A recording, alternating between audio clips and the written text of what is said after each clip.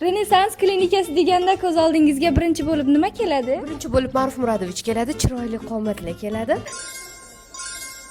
Renessans klinikasi deganda ko'z oldingizga birinchi bo'lib nima keladi? Birinchi bo'lib nima keladi?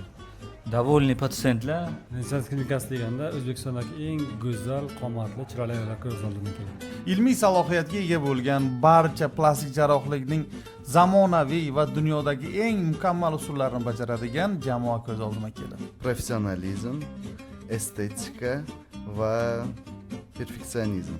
Renessans klinikasi deganda ahil, дружный, mehnatkash jamoa, bir-biri bilan juda ahil komanda ko'z oldimga keladi. Eng zo'r toifali vrachlar. Ayollar o'zini sevishi keladi birinchi o'chirda.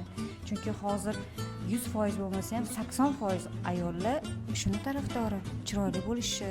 O'zini ishining ustalari, plastik jarrohlar. 90-60-90 ayollarimizga kelishadi. Ko'z oldimga birinchi bo'lib go'zal ayollar keladi. Birinchi bo'lib to'g'risini aytsam Nilufar Ahmadovna keladilar va Instagramdagi zaproslar. A'lo natija, rezultat keladi. Ayollarni chiroyli qilishdan charchamaymiz.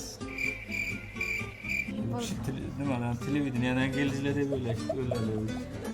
Go'zallik.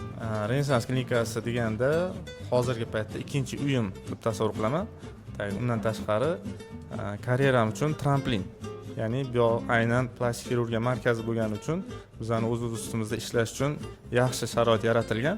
Endi o'zimiz ustimizda yaxshilab ishlasak, xudo xolasa yuqori shuq bilan egallaydigan joy sifatida ko'raman. Go'zallik, chiroy, ayollarning qaddi qomati to'g'irlash. Renessans klinikasi albatta Toshkent shahrida juda katta estetik tibbiyotning markazi ko'z yonimga keladi. В Ренессанс клинике, конечно, я работаю так, как это моя мечта с детства.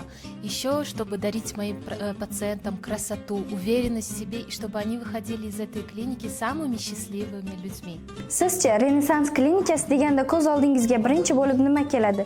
Fikrlaringizni izohlarda yozib qoldiring.